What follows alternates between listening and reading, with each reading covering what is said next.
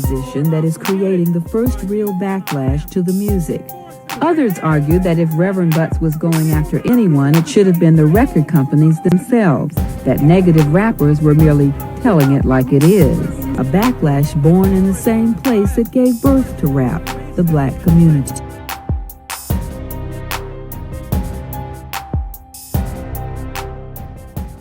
What I see is, for myself, growing up in the 80s and listening to the music, I remember one of my uncles had brought me a whole bag full of tapes. We had cassette tapes then, and I used to sit there and put the tape in and listen to them over and over, the different ones and all of that. It is not all right for our black male children to grow up and be drug dealers, gang bashers, or stick-up kids. But your negative lyrics and videos are telling them that it's all right. First hip-hop song I heard was Scarface, Till I Seen a Man Die, something like that.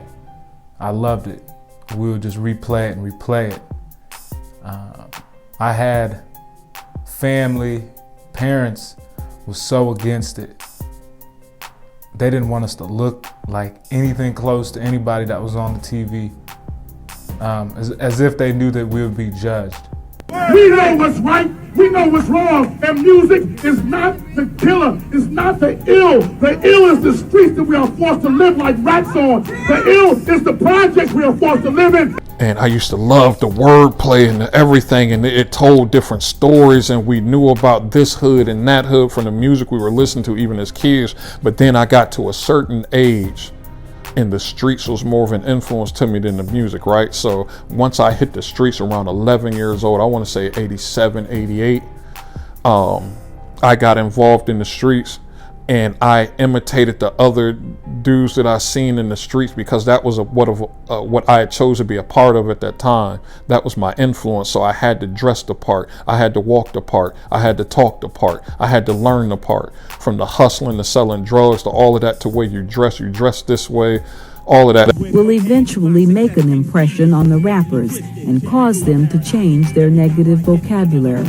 And I said, wait a minute, they're talking about what we're doing. We weren't doing what they were talking about. They were talking about what we were doing. They didn't influence us. We influenced them. We're not saying that they can't make it. They have every right in the world to make it.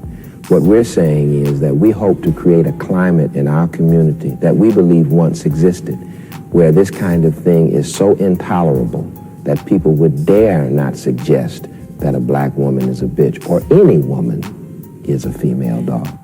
So that music became more powerful to me. That someone is taking our lifestyle and making art out of it. So I didn't want to imitate the rapper. I felt good that the rapper was imitating us. So I felt like that the lifestyle that I was living was worth imitating. We're coming from our community.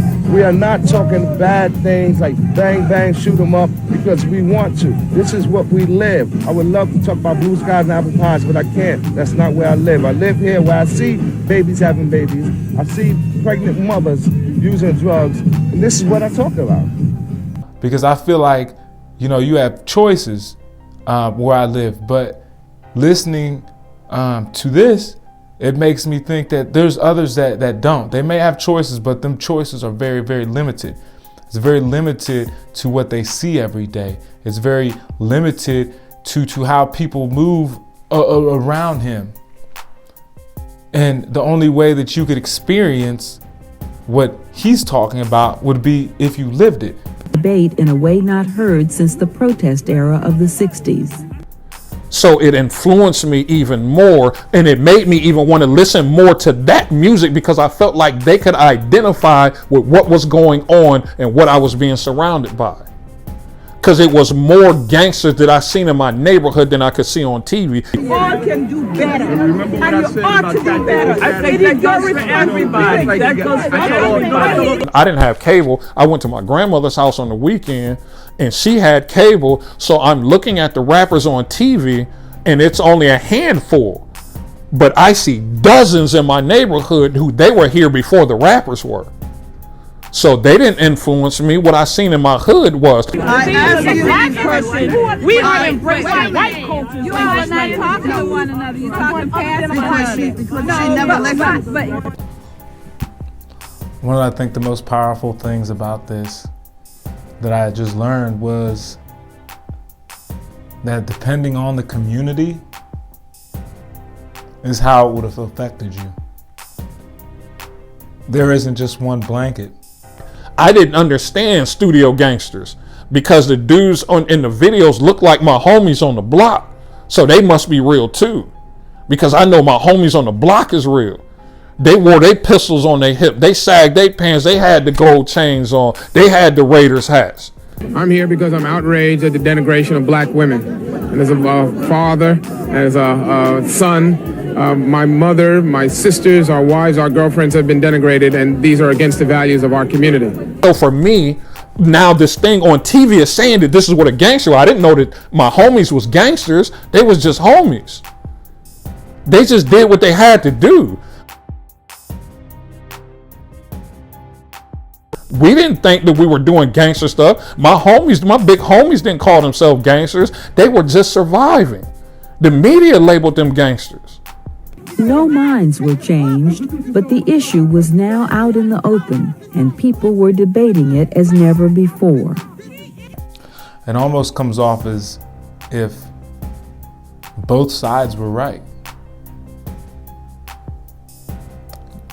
You can't tell somebody not to talk about what they're going through or what is in front of them.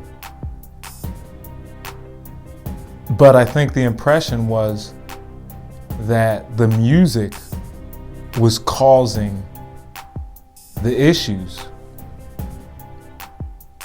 But I think depending on, again, your geographic location is how it would have affected you.